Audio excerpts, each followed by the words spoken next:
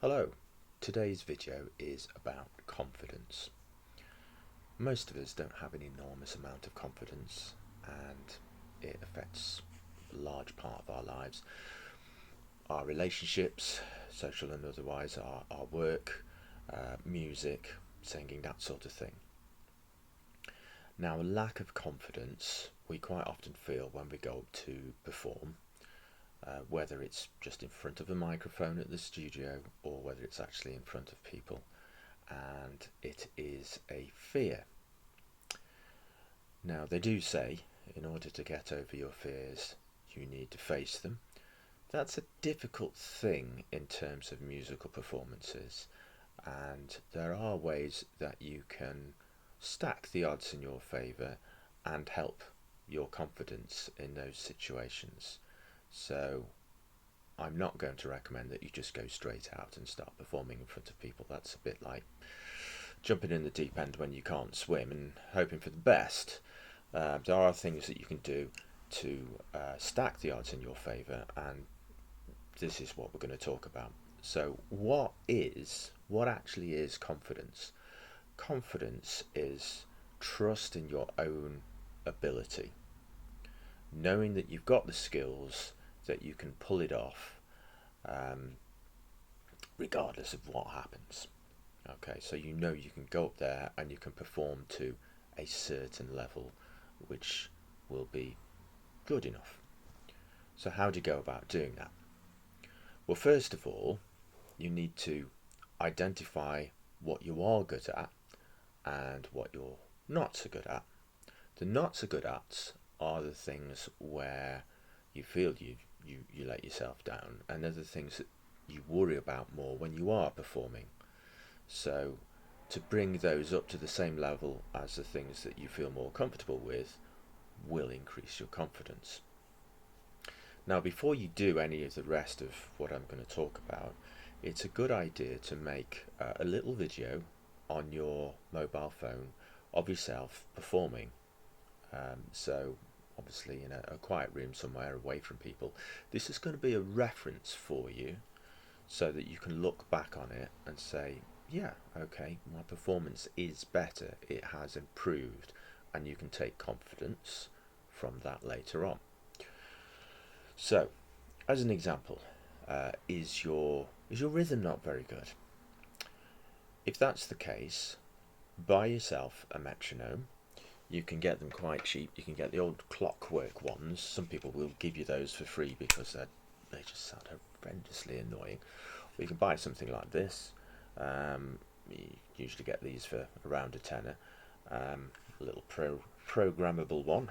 It's got a little stand on the back so you can stand it up, and it'll tick away nicely at whatever speed that you need. So, your rhythm isn't very good. Practice with a metronome. Always practice with your metronome so you're used to keeping a rhythm rather than just play. I would also recommend that you practice at a slightly higher speed than you would normally perform at, because if you can play the rhythm at a faster pace, it's usually then easier and more relaxing to play it at a slower pace, and that will in turn help raise your confidence levels a bit. Gives you a little bit more time to think and to get into the groove. What about if you're worried about your pitching if you sing? There are a few things you can do with this. There are numerous apps out there that can help you these days. In fact, you can probably get a metronome app on your phone, so you don't have to buy one. So you can do that instead. Singing, same thing. You can get ear training apps which will they will play a tone, and you have to match that tone, and that will help with your pitching. I also, before mobile phones were a common thing, I also used a CD that I play in the car. It's good to do this in the car because if you're on your own in the car and you're singing away like mad, it doesn't matter if you hit bum notes because nobody's going to hear you, or do it quietly at home. So a CD with some of your songs that you like, but they must be a little bit challenging, so they'll stretch your range. You have to hit the high notes or the low notes or what have you, and pop those on in the car. So if you like Mariah Carey, for example, she has a vast range. So if you can keep up with Mariah Carey, you are doing very, very well. Um, Other singers, Aerosmith, not the most Christian band, but certainly very challenging. He also has a wide range for the boys. He gets down low and he gets up high. If you can hit those notes and you can pitch at the same level as he can, then again you're doing well. So these songs will stretch you and they will get you used to shooting for those pitches, and doing that will improve your pitching.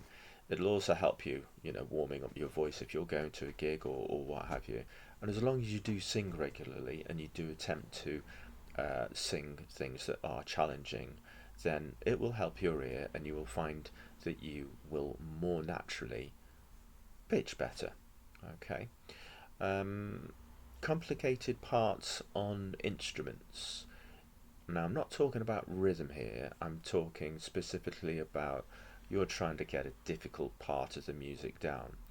Uh, you need to work on your muscle memory. So you take the part that you are finding difficult and again use a metronome, play it along to the metronome at a slower pace, to the point where you can play it perfectly, and then make a special effort to play that phrase, say 10 or 15 times without making a mistake at that particular speed. Then practice it at a speed that's, say, 5 beats per minute faster. And do the same thing again. When you get comfortable with it, try and play it 10 times in a row with no mistakes. And if you can do that, bump the BPM up 5 p.m. again.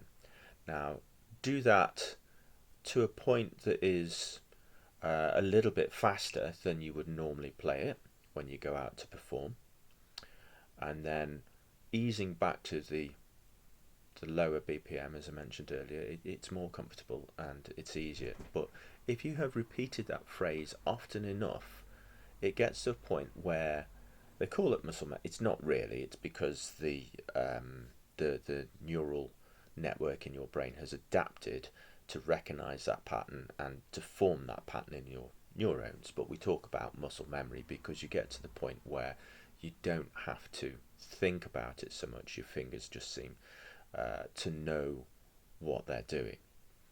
So that's the old adage: practice, practice, practice. But if you do it in that way with the metronome and using the speed and whatnot to your advantage, so that you feel comfortable playing it at a more natural, a lower speed. Now, once you've done that, going public is the next step. So you have taken the things that you're not very good at, you have taken the steps to improve them, you've repeated them so that you do find these things easier to do, you're better at them, you're more natural at them. Now it's time to try and combat the nerves of going public. So again, don't go jumping in at the deep end. Go along, find a local jam night or an open mic night and go along to it. Now, the first time you go, don't sing if you don't want to, or play or perform or whatever it is you happen to do. Maybe make some friends or what have you first of all. The next time that you go, think about doing your skill in a supporting role.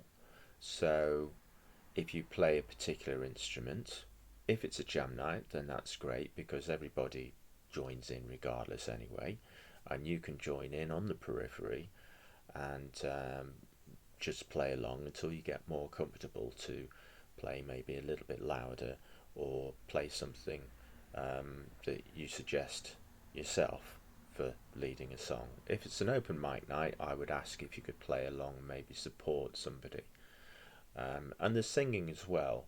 I went to a jam night recently and there was a girl there sat at the bar and I could see she was singing most of the songs that we were doing, but just sat there at the bar rather than in the group leading it with the rest of us. And that's a way to get familiar with and more comfortable with singing in public. So the more you do it, the better you get at it, and as you go on, you push yourself a little bit further forward. So instead of sitting at the bar, watching everybody else and joining in under your breath or what have you, then move into the circle, maybe sing some backing vocals because everybody's watching the main singer, and move on from there, gradually enlarging your comfort zone so that when you actually step up to the plate, as it were, and there's a mic or you're performing live, then you feel much more confident in what you're doing and how you're going to achieve it.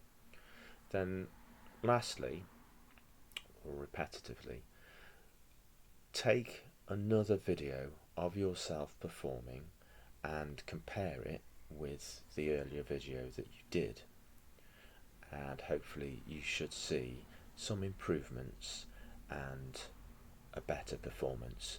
And if you do this semi regularly, say every 4 weeks or so, watching that improvement will enable you to see that you are making progress, and it will enable you to see how others see you as well.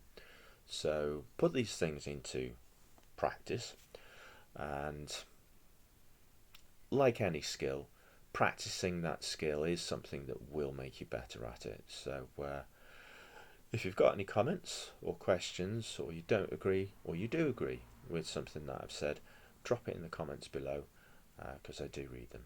Thank you very much.